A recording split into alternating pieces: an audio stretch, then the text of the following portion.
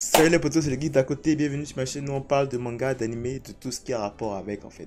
Aujourd'hui donc on se retrouve pour la revue du chapitre 12 de Boruto Blue Vortex. Chapitre très intéressant, où on a appris beaucoup de choses. Sans plus attendre, c'est parti. Donc on a Boruto qui vient de faire son sauvetage vraiment très héroïque et qui arrive en mode voilà, bon il est prêt à affronter le mec qui ressemble à Sasuke et tout quoi, tu vois. Je pense qu'on va l'appeler Sasuke Arbre. Voilà, on va l'appeler Sasuke Arbre parce que j'ai la flemme de dire tout le temps mec qui ressemble à Sasuke. Ouais, ça va être long en fait, je dis ça toute la vidéo. Donc on va dire Sasuke Arbre parce que j'ai oublié son nom. Je sais pas s'il avait un nom déjà. Bref, donc là, t'as Boruto et tout qui est là, puis t'as Konohamaru et beaucoup d'autres ninjas qui sont autour, hein, ils viennent de sauver Sarada et tout. Puis là, t'as Konohamaru en fait qui essaie de faire comprendre, mais qu'est-ce qu'il fait ici? Est-ce qu'il sait au moins que en fait il est un paria de la société en ce moment? Est-ce qu'il sait que sa tête est mise à prix dans le village? Qu'est-ce qu'il fout ici en fait? Konohamaru essaie de comprendre. Et t'as Boruto qui n'essaie même pas de répondre en fait. Boruto qui est en fait le fait comprendre que ce gars-là a un lien avec le fait que Sasuke a été transformé en arbre divin.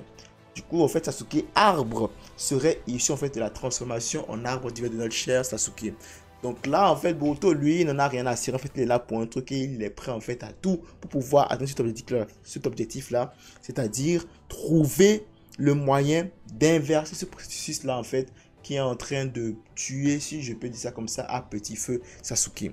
Donc là, même quand Konohamaru lui parle, même il n'écoute pas, au contraire, il donne des ordres à Konohamaru et aux autres ninjas, comme si en fait c'était ninja de Konoha et tout, un très apprécié de tous, alors que clairement pas, sa tête est mise à prix, mais il s'en fout.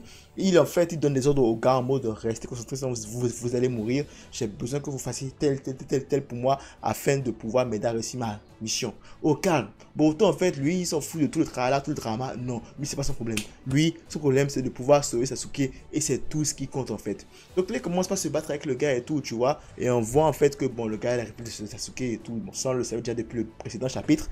Sauf que là maintenant, voilà, Boruto se dit que bon, franchement, il faudrait que ce gars-là, en fait, qu'il élimine vraiment en une seule attaque. D'où il va nous sortir sa technique qui nous avait sorti au début de Boruto Double Vortex, qui avait foutu la misère à Code, le Rasengan, pardon, Uzuriko. Et là, tu te dis, waouh, ok, d'accord. Et donc là, pour le faire, le Rasengan Uzuriko, en fait, il faut qu'il soit concentré, deux pieds sur terre et qu'il puisse récupérer la rotation de la terre. Donc ça lui prend en fait un temps pour se charger. Sauf que, bah, techniquement, il n'a pas forcément ce temps-là parce que le gars va attaquer. Il faut qu'il soit protégé. Donc au moment où il se fait attaquer, t'as Konohamaru qui vient et qui protège Boruto. Donc là, tu te dis, ah, ok, peut-être que Konohamaru commence en fait à se dire qu'il faut protéger Boruto, mais selon lui, non, c'est juste que bon, si ce jutsu là en fait le permettra de battre cette menace là, mieux vaut s'occuper de s'assurer que le jutsu fonctionne bien et après poser les questions en fait. Genre, faut pas trop se poser trop de questions, faut pas trop s'agiter. S'il y a donc une technique qui peut leur permettre de gagner aujourd'hui, il faut que cette technique là en fait soit exécutée et après justement on pourra discuter du reste. Donc voilà la bonne mentalité de Konohamaru. Non seulement ça, mais ça veut dire qu'il y a quand même un petit doute, un léger petit doute qui commence aussi à se semer dans la tête de Konohamaru, comme dans la tête de la plupart des gens qui ont côtoyé Boruto jusque là. Parce que ce mec là en fait qui est en train de protéger tout le monde, de se battre pour protéger tout le monde, limite même j'aimerais dire au péril de sa vie, comment est-ce que ce mec là en fait est celui qui est repoussé, recherché par tout un village pour meurtre de l'Okage. Il y a quelque chose qui ne cloche pas en fait. Mais bon, donc là, Boruto en fait finalement n'a pas assez de temps pour exécuter sa technique, le Rasengan Uzuriko. Donc finalement, il utilise une version, si je veux, à 60% peut-être du Rasengan et tout. Puis cette version là quand même, et puis assez puissante pour pouvoir mettre Sasuke arbre en PLS. Genre, il ne lui reste plus en fait que juste son haut du corps, tu vois. Ça veut dire que ce Rasengan Uzuriko là en fait, c'est limite la botte secrète de Boruto. C'est son jutsu ultime parce que le jour où il fera ce jutsu là à 100%, peu importe ce qui se trouve en face, il sera direct envoyé au royaume des ombres. Direct en fait. Et donc là voilà, bon il réussit et donc le mec il est en PLS, sur son haut du corps, il rampe et tout. Et Kawaki vient achever le travail en le bousillant.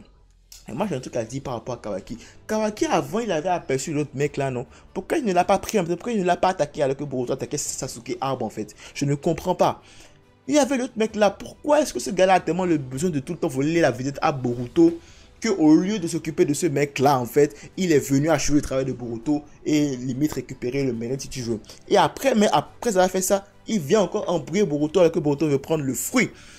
fruit. Enfin, je sais pas si c'est un fruit, mais on va appeler ça fruit, tu vois. Un fruit très intéressant qui apparemment serait la solution d'après ce que Kaki Kojin disait à Boruto.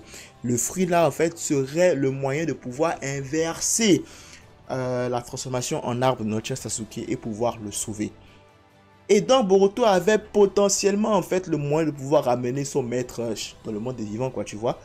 Sauf que Kawaki qui est venu faire un peu son emmerdeur et tout, hein, voilà, a tellement emmerdé Boruto que Boruto a laissé tomber sa garde. Et là, l'autre mec que Kawaki a laissé, là, bousillé. Enfin, là, a blessé Boruto. Je dirais pas qu'il l'a blessé grièvement, mais assez quand même pour pouvoir le déstabiliser et le faire tomber. En même temps, Sarada aussi voulait le protéger. Sarada aussi a pris une balle perdue. Enfin, une balle qui lui était destinée, je pense. Et notre mec a récupéré le fruit que Boruto avait galéré à obtenir, en fait, face à Sasuke Arbre. Et donc là, ce mec-là, en fait, le mec, l'autre arbre divin là, confirme notre théorie par rapport à ce fruit-là et dit, finalement, en fait, Boruto en sait beaucoup trop. Nous allons nous concentrer sur Karaki pour le processus de perfection des Otsutsuki, mais ainsi que c'est Boruto Uzumaki, il doit mourir. Donc là, maintenant, cette phrase, en fait, il vient d'admettre que Boruto est une menace. Est une menace qui sera très très difficile à gérer. Et c'est mieux en fait de se focaliser sur le fait de le tuer plutôt en fait que de s'occuper de l'absorber et tout en fait. Parce que chercher à l'absorber en fait, ça va leur causer des soucis, ça va les emmerder. Plutôt se focaliser sur Karaki qui peut-être apparemment selon eux semble un peu trop faible et tout, tu vois. Donc ce serait plus facile de se focaliser sur absorber Karaki que de se focaliser sur absorber Boruto, parce qu'avec Boruto clairement il y a moyen que voilà quoi, hein, il puisse il laisser des plumes. Donc c'est ça que le chapitre se termine. Chapitre très intéressant. Il y a eu beaucoup d'informations intéressantes. Donc a priori il y a moyen en fait d'inverser le processus. A priori, ce que j'ai compris sur ce chapitre, il y a moyen d'inverser le processus en fait de transformation en arbre. Il y a moyen. Maintenant, cela dit, comment est-ce que en fait maintenant Boruto va encore récupérer du classe? Ça, on ne le saura pas pour le moment. Je pense que là on est sur la fin en fait d'un arc. Parce que là on est sur la fin de l'arc du début.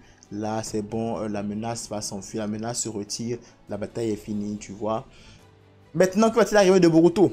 Est-ce que Kaki Kojin viendra, parce que Boruto est blessé, hein? Est-ce que Kaki Kojin viendra le chercher pour le ramener et le soigner? Ou est-ce qu'il sera arrêté?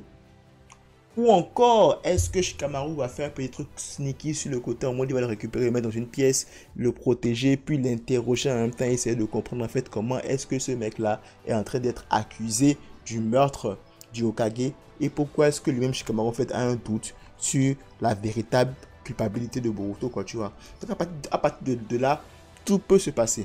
Tout peut se passer. Alors, je ne sais pas quand est-ce qu'ils vont encore retrouver les arbres divins là. Mais bon, pour le moment, en tout cas, c'est statu quo. Ça va être statu quo. Puis je pense que les prochains chapitres, ce sera beaucoup plus du blabla, je pense. Du blabla. Donc, je mise vraiment sur ça. En tout cas, c'était un très très bon chapitre. Un très bon premier arc hein, pour montrer un peu l'évolution de Boruto. Surtout pour nous introduire à la menace qui, je crois, en fait, avant Kawaki. Je pense que ce sera ça la menace de cette deuxième partie de Boruto. Je ne sais pas, mais probablement que ce sera ça. C'est très bien, très bien. J'ai hâte de voir la suite. Dommage que ça ne sorte une fois par mois. Mais bon, c'est ça, il faut être patient en fait. Voilà, c'est tout hein, pour cette revue de Boruto 2 Blue Vortex. C'était la revue, c'est pas laquelle ça me fait toujours plaisir. Si tu n'es pas abonné à moi, ça fait encore plus plaisir. Max de like, max de partage. On se retrouve très vite pour une nouvelle vidéo. N'hésitez pas à prendre tout soin de vous et de vos proches. C'est tout pour moi. À la prochaine.